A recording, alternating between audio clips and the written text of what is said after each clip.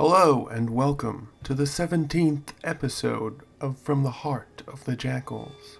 I'm your host Lothran, and I'm swamped under a mountain of work that I've set up for myself and Brumble with the Stocktober tribute.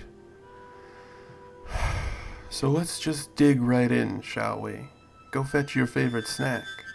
Settle into the best spot you can find. Get all nice and cozy, and listen carefully to Lost and Found.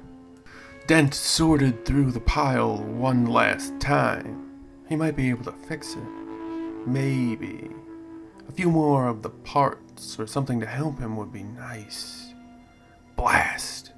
He swore as he shoved all the scrap metal and spare parts he thought he could salvage something from, and pulled his cart along the winding paths of the garbage-strewn landscape. He paid little attention to his surroundings. He was pretty sure he was the only thing functioning for 1,000 kilometers. It only took a couple of hours to reach his home. A school bus on its side covered in a pile of old cars and vans in various states of disrepair. Dent checked the power meter as he shut the door. Blasted thing! It wasn't working again. He'd probably gathered the parts to fix it, but first he had to check out top. He climbed the ladder he'd welded in place and opened the hatch onto the section of van siding that he'd put tunnels up through. Dent had fashioned piles of junk and a few old fridges to shield much of this crow's nest from view. The wind turbines were still winding away, and that was nice. Dent turned them off one at a time, checking them for faults. He required that power to live, and after them came the solar panel. It was only a flat-top model, but he couldn't risk it being spotted, if anything did wander the scrapyard. But he did enjoy having the extra power. In the end, everything checked out.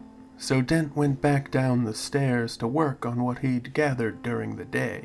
The current pile was a real treasure trove to sort through. Lots of electrical engines and motors, especially the tiny ones, the ones he needed to fix his arm. Sitting his metal body down in a corner, Dent checked the strap securing his left arm to him. It wouldn't be damaged any more than it was, but he hated hearing the blasted thing clanging around while he worked. Everything in life was much more difficult with only one arm, but Dent had been doing it so long he barely noticed as he pulled apart and fixed the motors that he might be able to use to fix himself up with. Having spent several hours at the task and getting a decent selection out of it, he just removed his non-functional arm when the alarm went off in the bus, and then the one at his belt. Blast it all! He scrambled to his metal feet, upending his makeshift bench and sending tools flying. I almost forgot! I'm such a glitch sometimes! He fell on his hands and crawled to the recharge station, almost pulling the battery from his chest before his timer ticked down. No, dummy, don't kill yourself! He admonished himself, pointing a metal finger at his own face angrily, growling slightly as he hooked up the backup cord. Then removing the spare from the charger and the one from his chest plate to slam the spare in place and disconnect himself from the overworked backup as soon as possible. Dent slumped back in the bus after the sigh as he felt the energy pulse up to his mind. Another half day or so of life to live, he commented to himself. Something crashed into the scrap heap outside with such sound and force that Dent cried out in terror and wondered if a missile had impacted nearby. Nothing had shown any interest in this area for at least a dozen years or so. Now a new dilemma, a fresh choice for Dent to ponder over.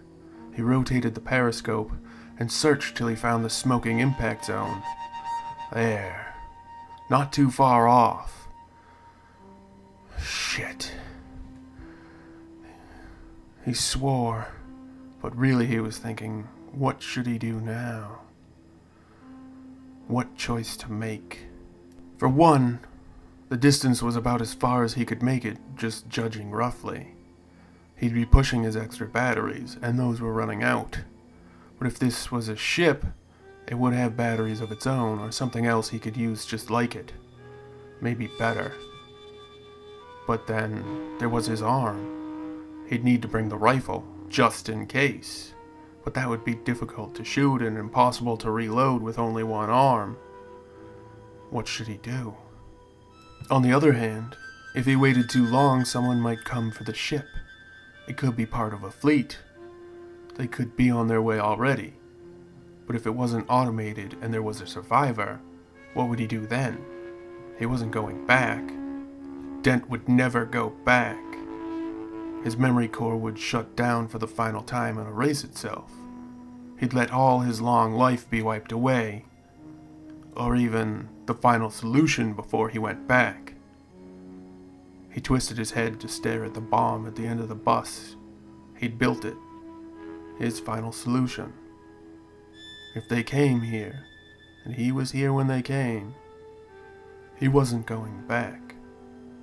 He shut his singular eye and thought about what had to happen. Opening it, he knew. Fix the arm. Dent cleaned up his tools and bent to the work left upon fixing his limb.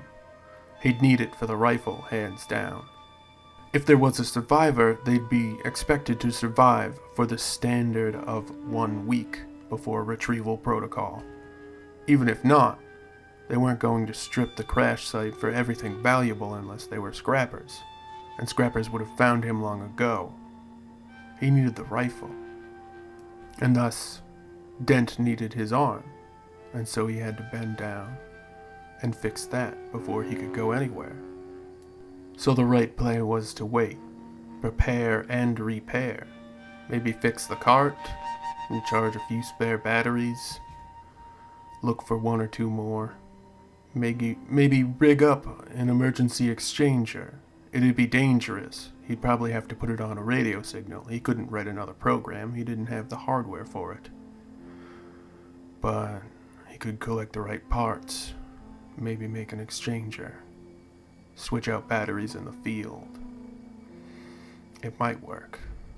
Never go back. I can never go back.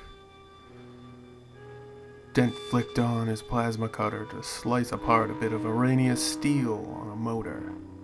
Yes, tomorrow at the earliest, the day after, or the day after that. No point in rushing towards your doom. Go there with supplies, a plan, a good rifle, and the desire to kill anything that stands in your way. Dent focused on his work.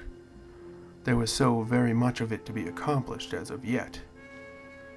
And so it is, we've come to the end of our time together once more. As always, I've been your host, Lothran, and this was Lost and Found.